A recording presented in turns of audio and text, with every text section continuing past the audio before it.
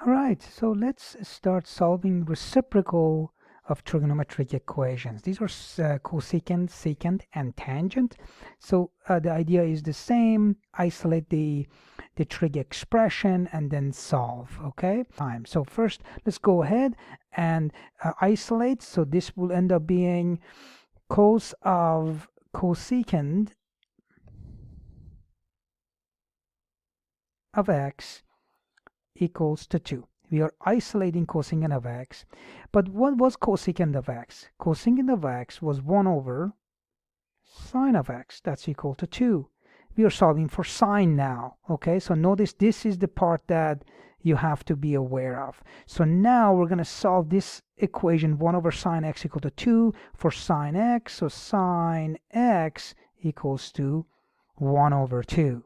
All right, so in this case now, we know that, so sine inverse of a half, we know that this is pi over 6, and then you can use your cast again. Okay, sine is positive in quadrant 1 and quadrant 2, so the second angle, so this first standard position angle will be this guy right here, pi over 6, but we need to have another one, which is this one, with the same reference angle of pi over 6. And what is the next angle? So x2 will end up being pi minus pi over 6, which is 5 pi over 6. Okay, those are the two solutions for the equation cosecant of x minus 2. Now, what are the equation of the asymptotes? Now, remember, equation of asymptotes are the values of sine of x cannot be 0. So, equation of asymptotes, what we have is x equals to 0, pi, and 2 pi. Now if you want to make it, because we want this general solution, so first of all we have to put these into general solution. So that one and that has to be written in a general solution. So let's do that, and then we're going to put the asymptote as well in a general solution. So we have the general solutions right here. We have the 2. Okay, of course n has to be part of the integer number, and then the equation, the general equation of asymptotes, for because there are many of them, this is a cyclical function, right? This is a periodic function. It is n pi, and again where n belongs to the set of integers. Okay, so that's what that is. Very good. Okay, let's look at this equation. Let's isolate secant of x first. So we have root 2 secant x equals to 2. Root 2 is the coefficient of secant of x. We need to divide both sides by root 2 to isolate secant of x. We get secant of x equals to 2 over root 2. But what was secant of x? Secant of x was 1 over cos of x. That's equal to 2 over root 2. So solving for cos x, we'll get root 2 over 2. Basically what you're doing is that you are flipping that fraction, this 2 over root 2, so the root 2 goes on top, the 2 comes down. That's a reciprocal of 2 over root 2, and that's what will end up being, root 2 over 2. That is the cos of x. So here we go again. Let's go to cast. Cosine is positive in what are the quadrants? Quadrant 1 and quadrant 4. Great. So the first thing that you do, this is actually coming out of this special angle. So what we have is that, here it is. So we have x1 equals cos inverse of root 2 over 2, and that will give you pi over 4.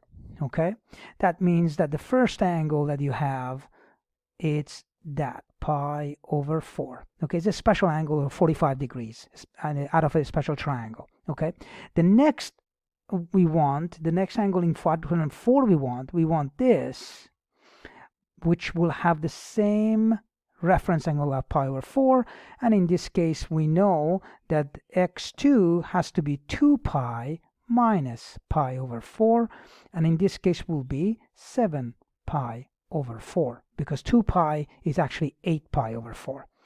Excellent. We have these two solutions. The general solutions for both, let's put them in a general form. So remember, the period of this function is again, so the period, so these are the two solutions for the secant equation, okay? But it turns out that we ended up solving for a cosine function, that is fine, nothing wrong with that.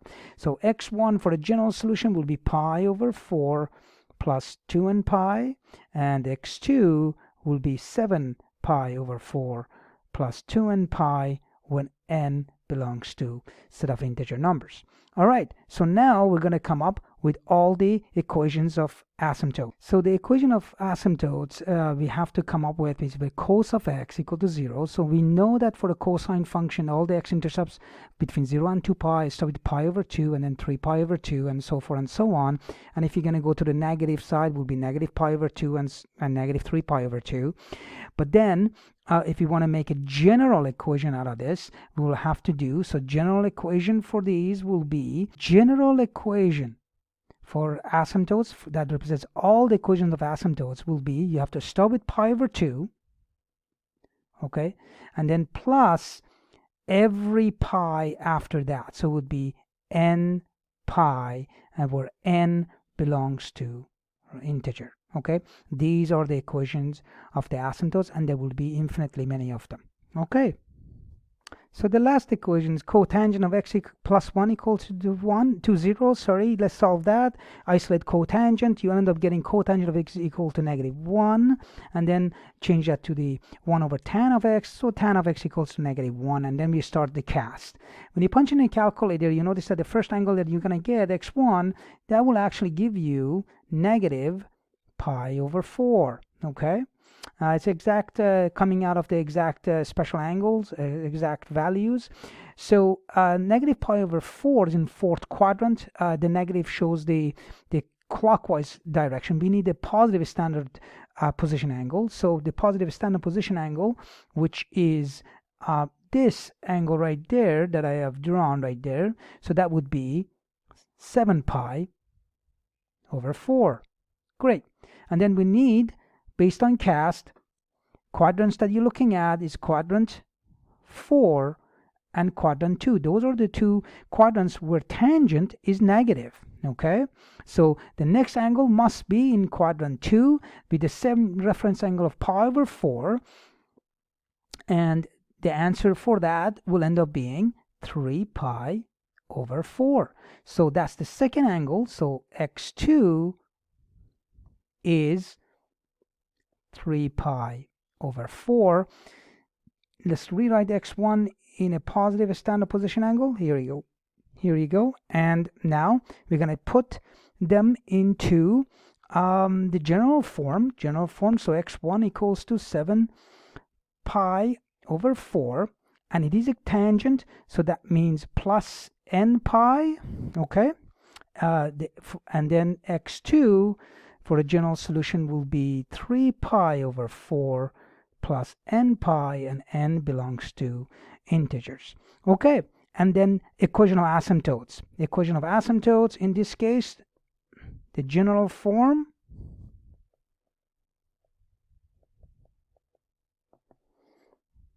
is x equals n pi, or n times pi, because the period of the tangent or cotangent function is pi, and then n belongs to the integer number system.